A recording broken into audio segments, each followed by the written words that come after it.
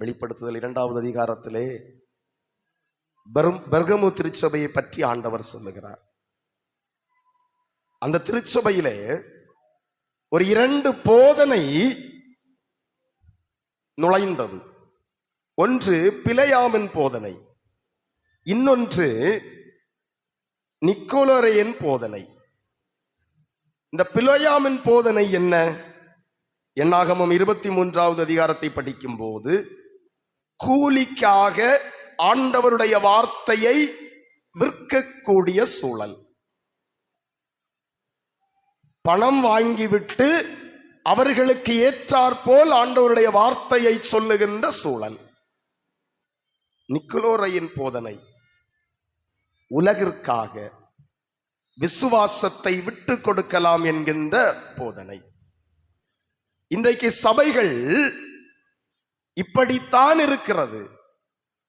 மக்கள் விரும்புகின்ற செய்திகள், மக்கள் விரும்புகின்ற ஆசீர்வாதமான வார்த்தைகள் ஆலயங்களிலே சொல்லப்பட வேண்டும் என்கின்ற ஒரு எண்ணம் அதிகம் மேலோங்கி இருக்கிறது.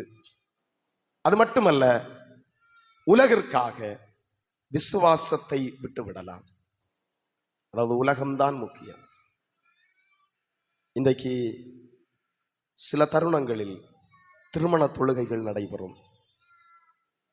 இந்த தாலி கட்டுற டைம்ல பட்டாச வெடித்து சத்தம் போட்டுருவாங்க. இப்போ எங்க கோயிலில் இருக்கிற பிரச்சனை, கிறிஸ்து பிறப்பு ஆராதனை 24ஆம் தேதி ஆயத்த ஆராதனை.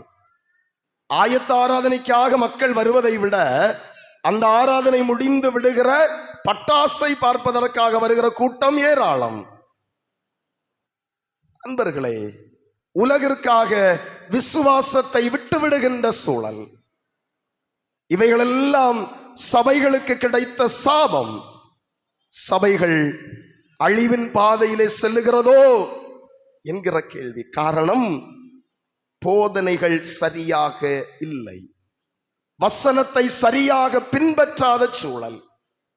இன்றைக்கு திருமறையை படிக்கிற சமூகம் குறைந்து போய்விட்டது.